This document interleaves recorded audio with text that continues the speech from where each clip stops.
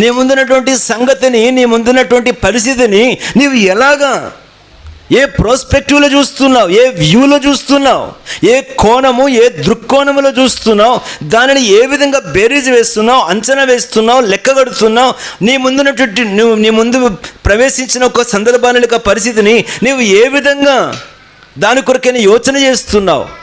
ఆ శ్రమ బట్టి కానీ, ఆ పరిస్థితిని బట్టి కానీ, ఆ నిందన బట్టి కానీ, అవమానాన్ని బట్టి కానీ, ఎదుర్కొనని బట్టి కానీ, నీకున్న అసమాధానం బట్టి కానీ, నీకున్నటువంటి కన్నీరుని బట్టి, కలతను బట్టి, నీకున్న సిచ్యువేషన్ ఏదైనా కావచ్చు. Whatever may be the situation entered in your life, are you thinking wisely as a grown up to overcome it?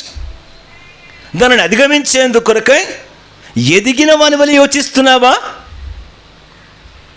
అక్కడే నష్టాలకు కారణం, కష్టాలకు కారణం, అక్కడే ఇంకా లోపం ఉండడానికి కారణం. అదే నీ జీవితంలో